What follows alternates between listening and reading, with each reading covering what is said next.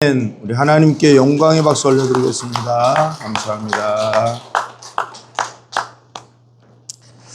지난 한 주간 계속되는 폭염 가운데서 또 하나님의 은혜로 한 주간 각자의 삶을 또 잘 살아가시다가 오늘 거룩한 주일 이 시간 예배의 자리에 나오신 여러분들을 주님의 이름으로 사랑하고 축복합니다.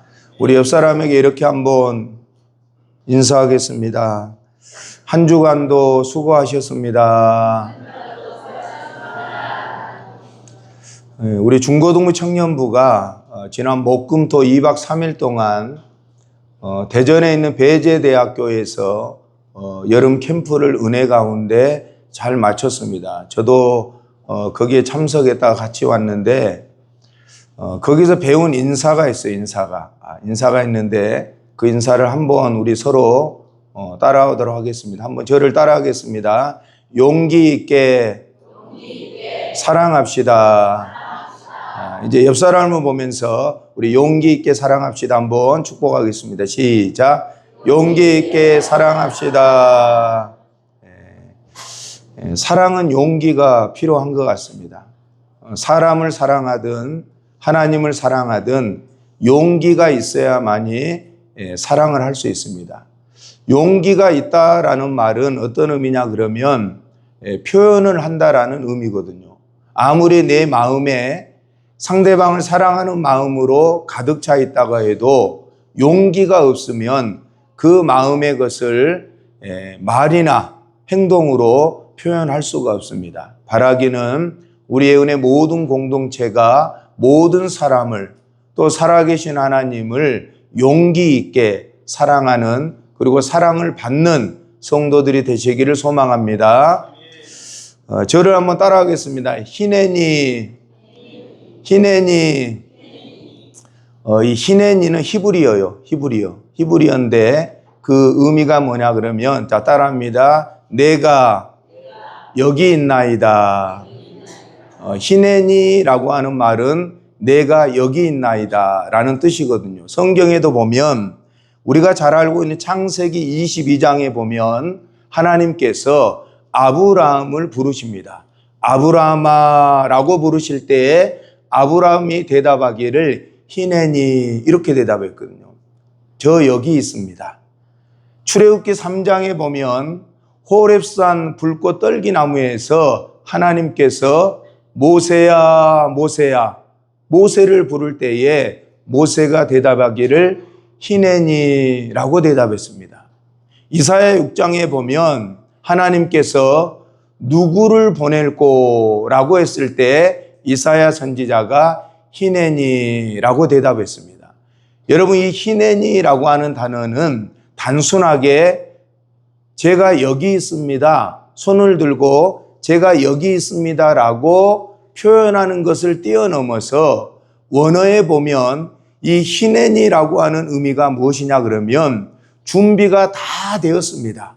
완벽하게 준비하고 제가 지금 여기 있습니다. 이런 뜻이거든요.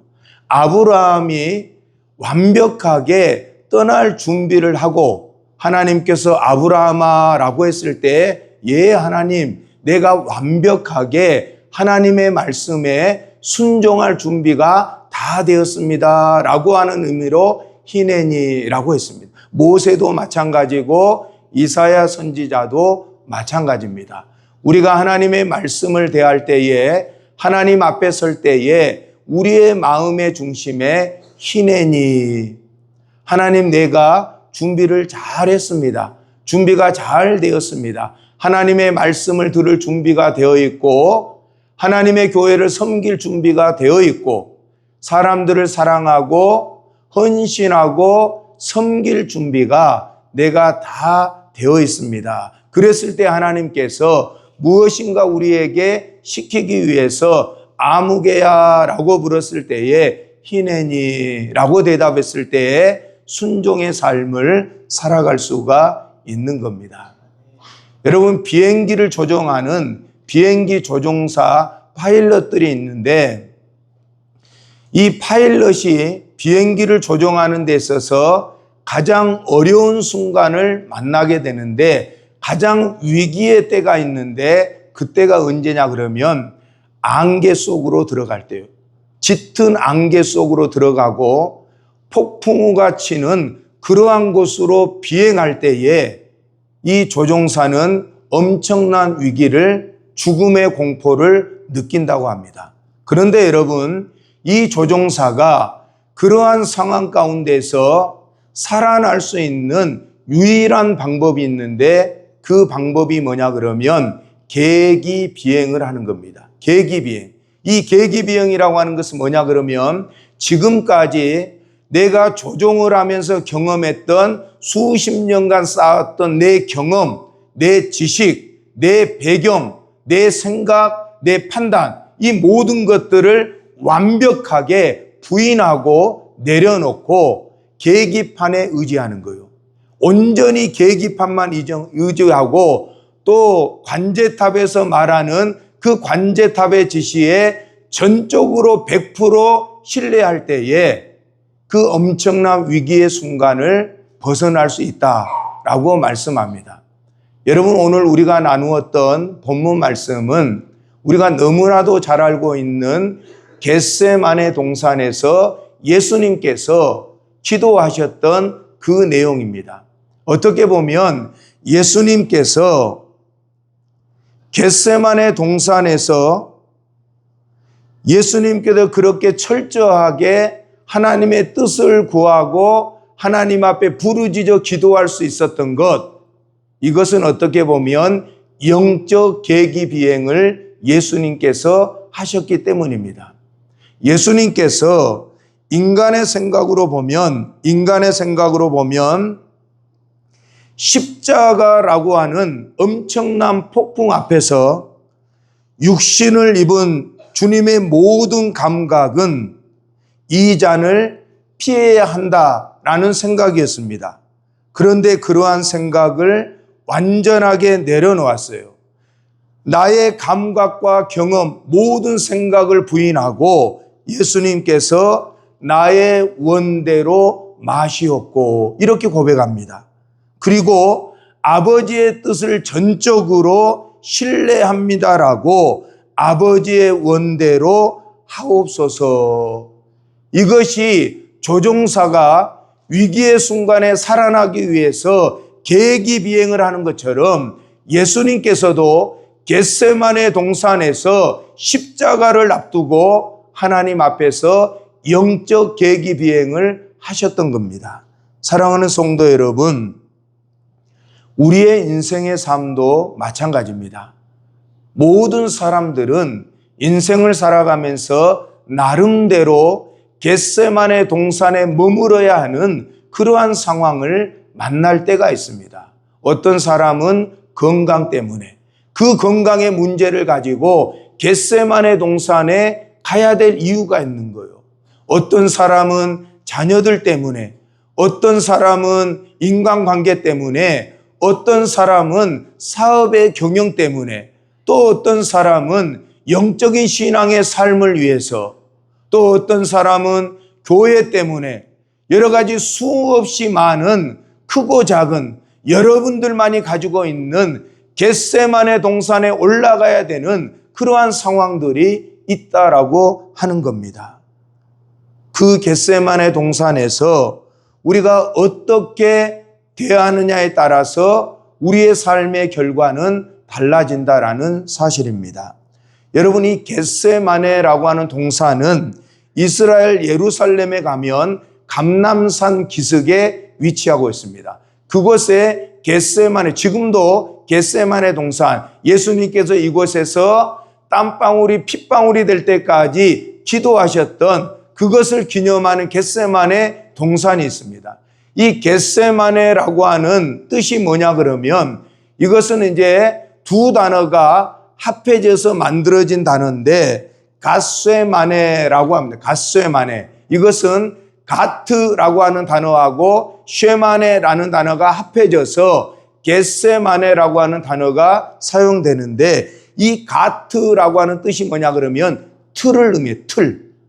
쉐마네라고 하는 것은 기름을 의미합니다. 그래서 이 겟세마네라고 하는 뜻이 뭐냐 그러면 올리브 기름을 짜는 틀이라는 의미예요. 올리브 기름을 짜는 틀, 이것을 겟세마네라고 합니다. 여러분, 왜 예수님께서 겟세마네 동산에서 기도하셨을까?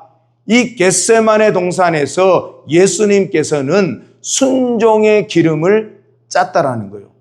하나님의 뜻, 온 인류를 위해서 십자가를 져야 한다라고 하는 그 인류의 사명 앞에 예수님께서는 겟세마네의 의미처럼 온갖 모든 힘을 다 쏟아서 순종의 기름을 짜냈다라는 겁니다.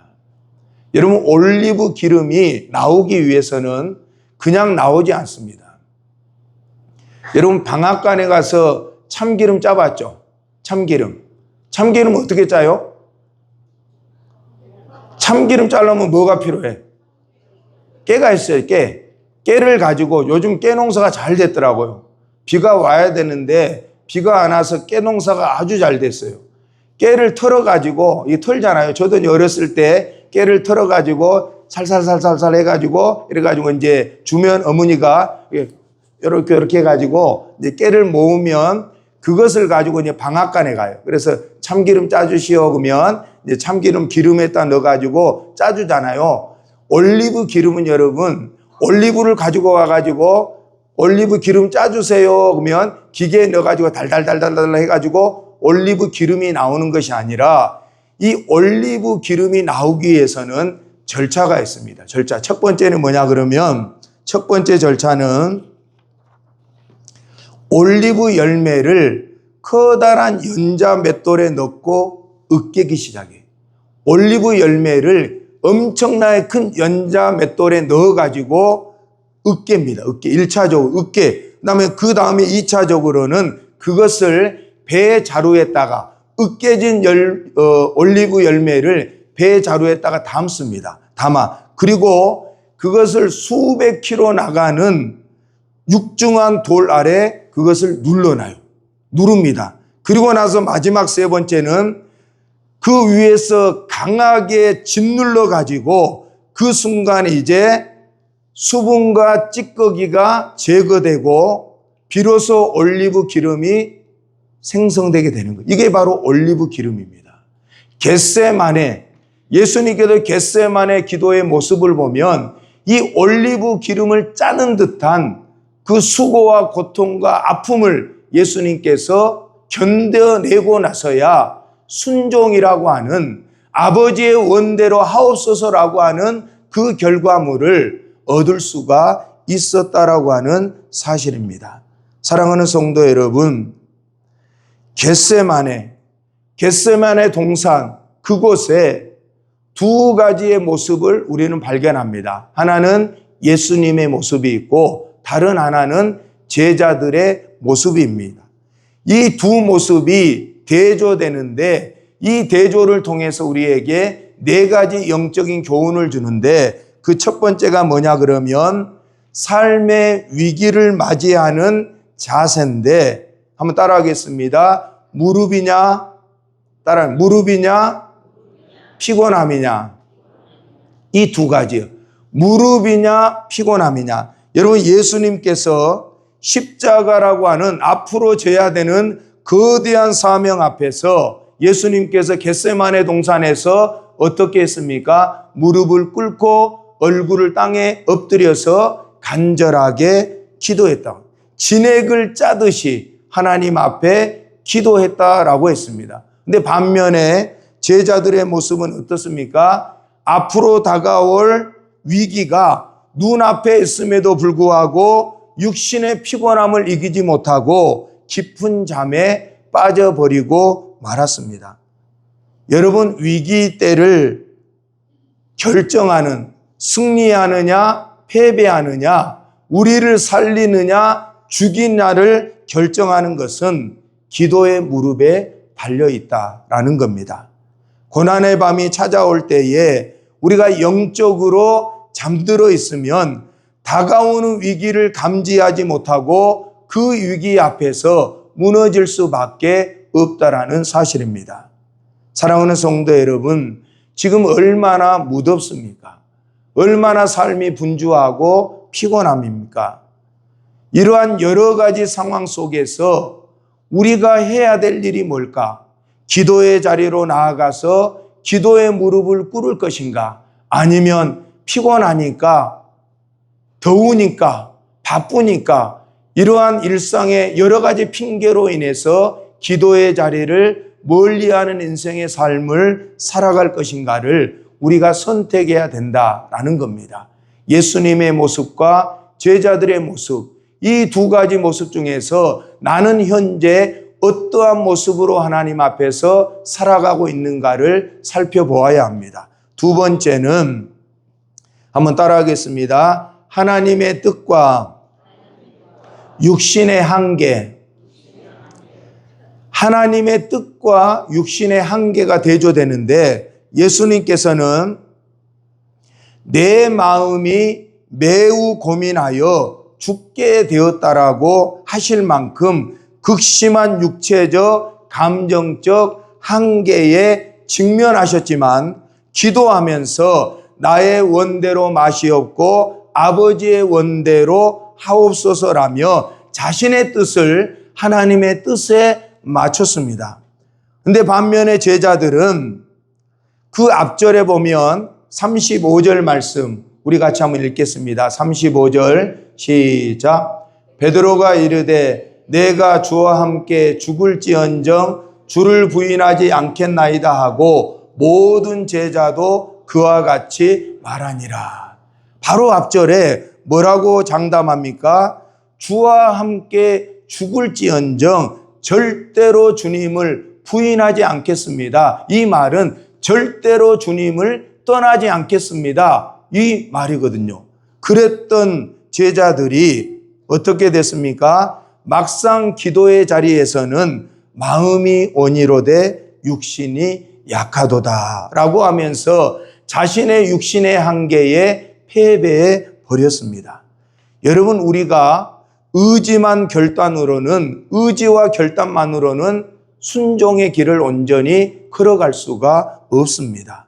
그 순간에 주와 함께 죽을지언정 절대로 주님을 내가 부인하지 않겠습니다. 베드로가 이야기했을 때에 함께 있는 모든 제자들이 그와 같이 저도요, 예수님 저도요, 예수님 저도요 이렇게 했다는 거예요. 그때는 진심이었겠죠. 진심이었죠. 근데 여러분, 그 진심만으로도 안 되는 거예요. 하나님으로부터 기도를 통해서 하나님의 능력과 은혜를 공급받지 않으면 우리 인간의 의지와 결단 언제든지 흔들릴 수 있고 변할 수 있고 무너질 수도 있다라는 사실입니다.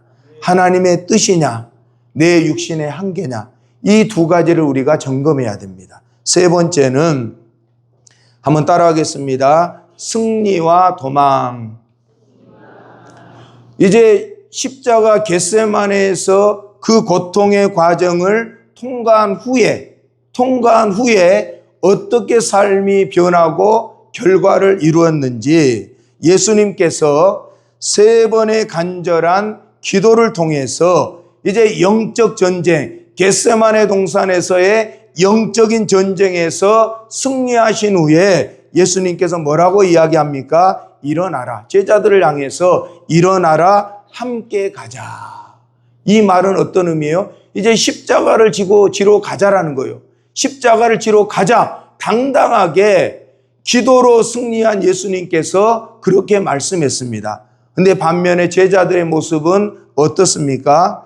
겟세마네 동산에서 영적으로 깨어있지 않고 기도하지 않는 그 제자들, 잠잤던 그 제자들은 예수님이 잡히자마자 어떻게 됐습니까? 다 도망가 버렸어요. 다 도망갔습니다.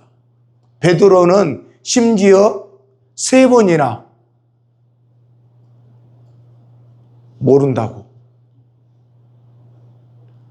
모른다고 부인했다는 거예요. 우리의 삶이 어떤 상황 속에서도 승리의 길을 걸어갈 것인지 아니면 그 상황을 모면하기 위해서 도망가고 멀리하는 부인하는 인생의 삶을 살아갈 것인지를 지금 내 현재의 영적인 상태, 신앙의 상태를 점검해 보아야 합니다. 사랑하는 성도 여러분, 우리의 삶이 늘 하나님의 은혜 안에서 승리하기 위해서는 주님 앞에 이러한 모습을 가지고 살아가야 된다라는 겁니다. 겟세마네는 기도의 장소였지만 승패가 갈린 영적 분수령이라고 할 수 있습니다. 고난이 밀려오기 전에 기도로 준비된 사람은 시험을 이기고 승리하지만 깨어 기도하지 않는 사람은 시험이 찾아왔을 때에 무너지고 도망치게 됩니다. 오늘 우리는 겟세마네 동산에서 핏방울 같은 땀방울을 흘리시며 기도하신 예수님의 모습을 통해서 우리가 인생의 거친 풍랑을 만났을 때에 어떻게 기도해야 되는지, 순종의 기도가 무엇인지를 우리에게 교훈하고 있습니다. 그 첫 번째 교훈은 한번 따라하겠습니다. 순종의 기도는 솔직하게 토해내는 기도입니다. 우리 오늘 본문 37절과 38절 말씀,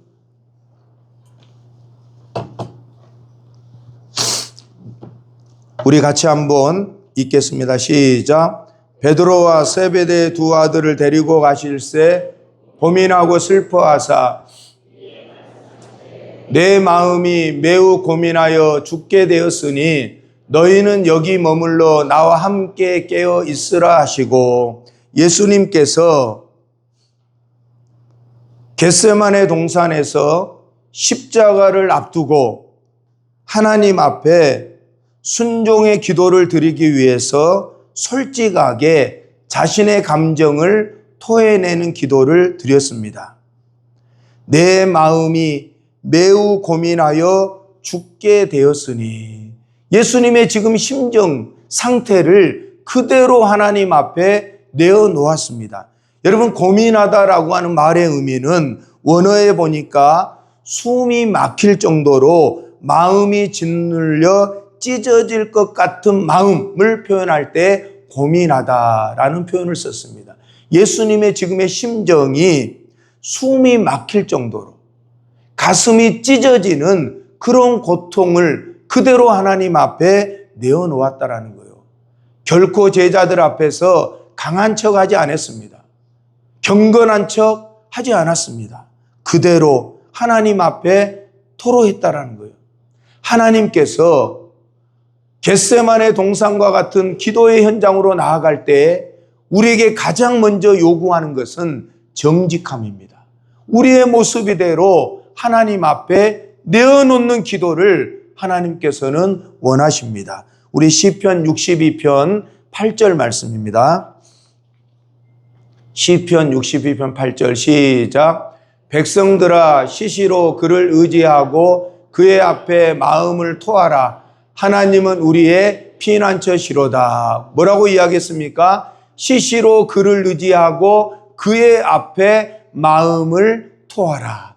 여러분, 마음을 토한다라는 것은 속 안에 있는 모든 감정, 그 감정이 기쁨이든지 아픔이든지 억울함이든지 슬픔이든지 이러한 모든 것을 쏟아내라. 이걸 마음을 토하라는 의미입니다. 이러한 기도를 하나님께서는 원하고 있습니다. 순종의 기도는 내 힘으로 할 수 없다라는 것을, 인간의 한계를 인정하고 솔직하게 하나님 앞에 내어놓는 겁니다. 두 번째로 따라하겠습니다. 순종의 기도는 나를 꺾는 기도입니다.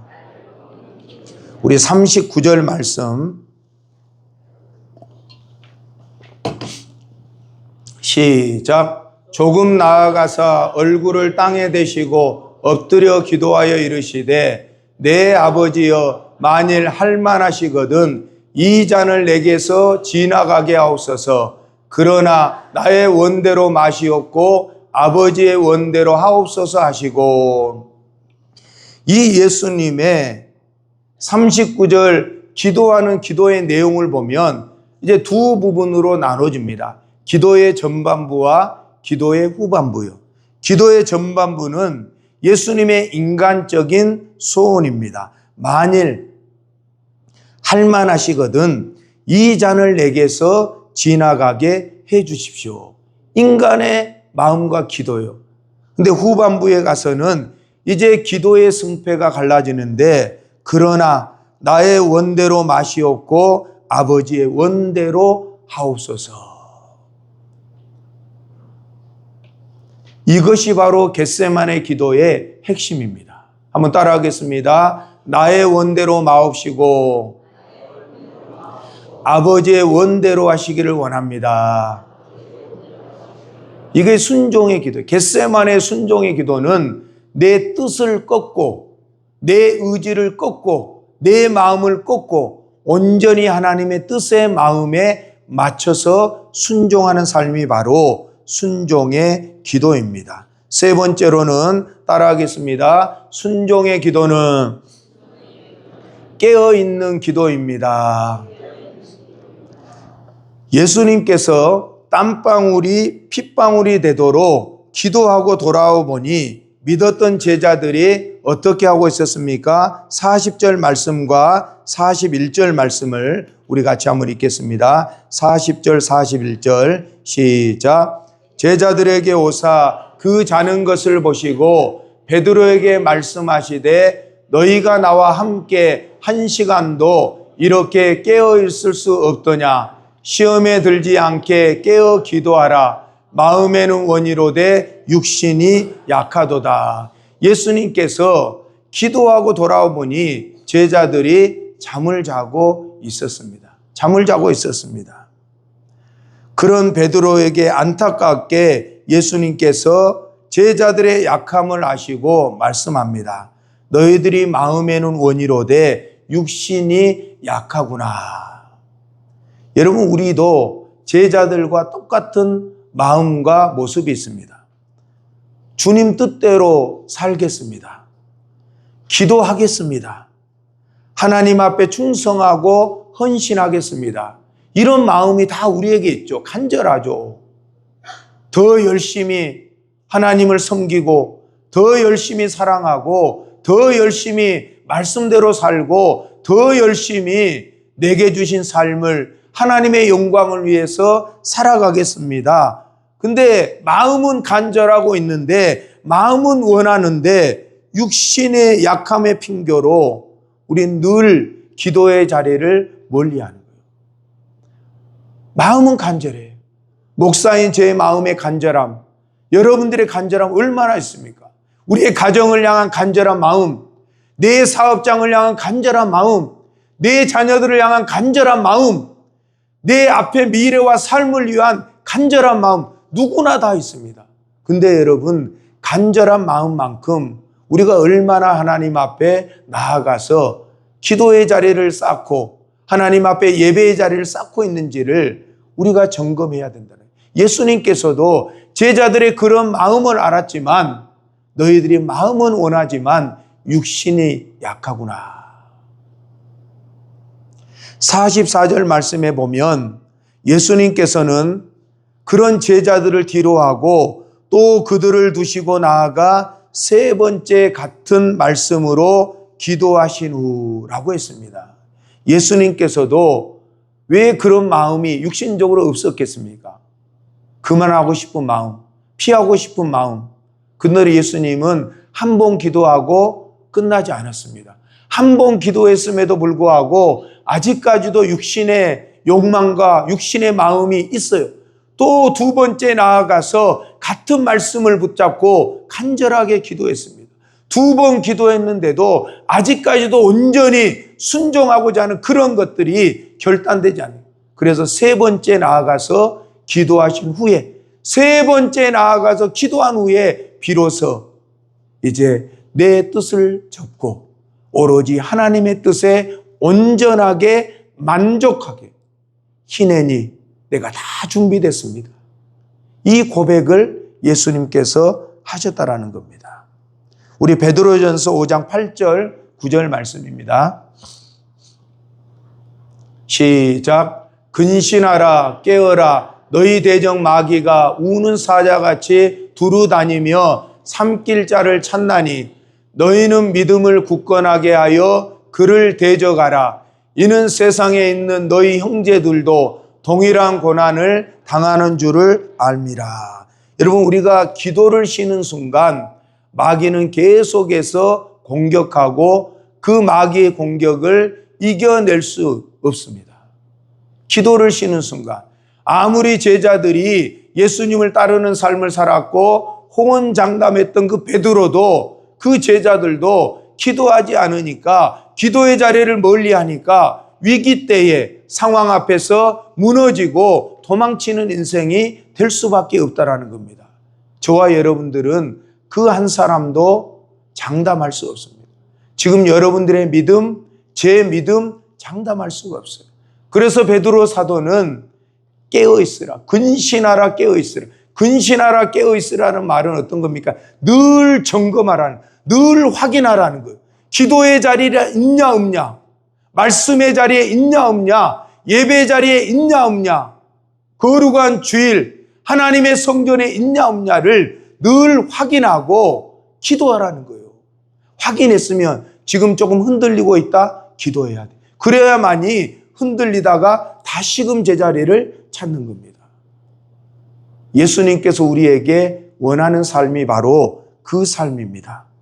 깨어 기도하지 않으면 아무리 큰 소리치던 우리의 믿음의 결단도 한순간에 무너질 수 있는 연약한 인간들이거든요. 45절, 46절 말씀을 우리 같이 읽겠습니다. 45절, 46절 시작.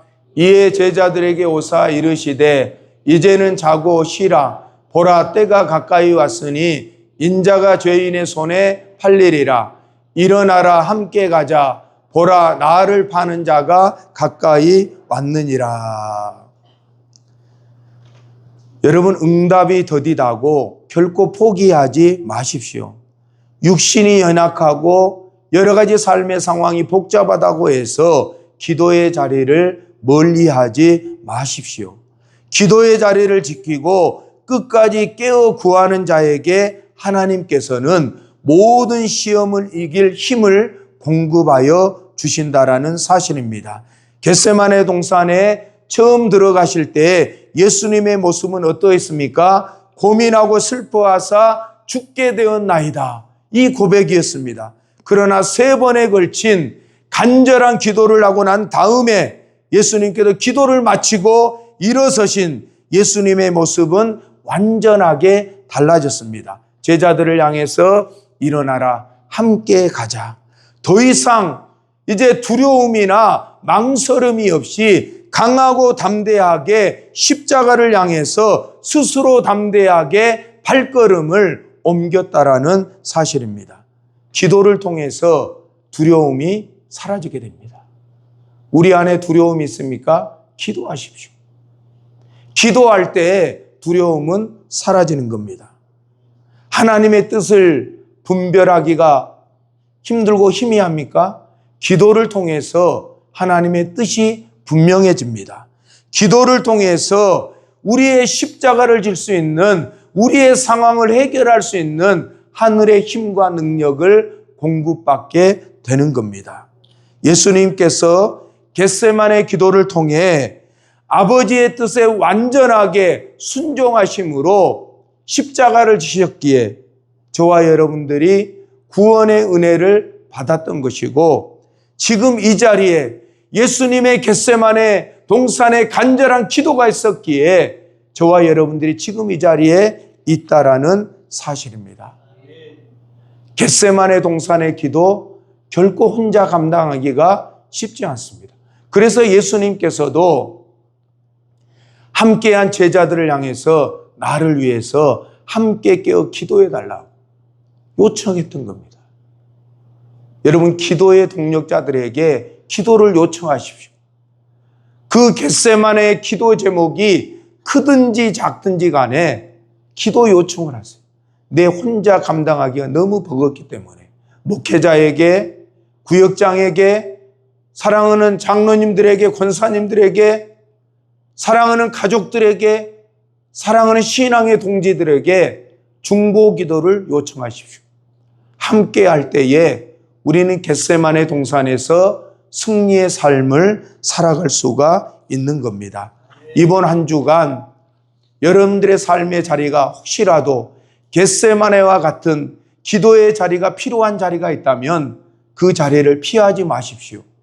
당당하게 믿음으로 기도하는 삶을 통해서 모든 삶의 두려움을 벗어던져버리고 당당하게 함께 걸어가는 믿음으로 승리하는 저와 여러분들의 삶이 되시기를 주님의 이름으로 축원합니다. 하나님 아버지,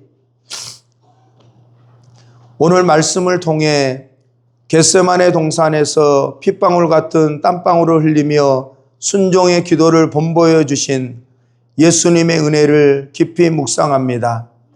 인생의 무거운 짐과 피하고 싶은 잔 앞에서 낙심하고 두려워하는 저희들을 긍휼히 여겨 주시옵소서. 이제 하나님 앞에 나아가서 솔직하게 토해내게 하시고 내 뜻과 내 고집을 내려놓고 아버지의 원대로 하옵소서 고백하는 순종의 사람들이 되게 하여 주시옵소서.